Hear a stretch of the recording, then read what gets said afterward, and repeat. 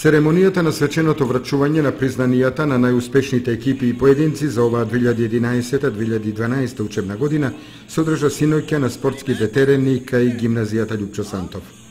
Најуспешни во мал фудбал се учениците од Основното училиште Никола Карев, а додека во кошарка првенството го освоија учениците од Основното училиште Свети Кирил и Методи и во машка и во женска конкуренција. За најуспешен фудбалер е прогласен Борче Максимов од Основното училиште Никола Карев, најуспешна кошаркарка е Сандра Диванисова, а најуспешен кошаркар Мартин Арсовски и двајцата од Основното училиште Свети Кирил и Методи.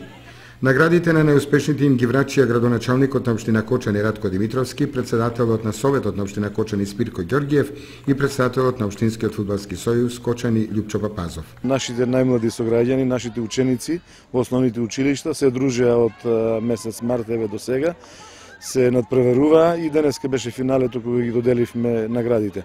Тоа значи дека се ствараше едно другарство, едно пријателство покрај учењето, тие беа и на спортските терени, се надпреваруваа, се дружеа и најдобрите нормално ги добија и наградите. Ова значи дека продолжуваме традицијата, по трет пат тоа го правиме, ќе продолжиме и понатаму и ваквата традиција ја остава траги на нив да се дружат и понатаму и да спортуваат понатаму. Промотивен Кока-кола турнир се одржа во рамките на оваа манифестација со учество на ученици од Кочанските основни училишта.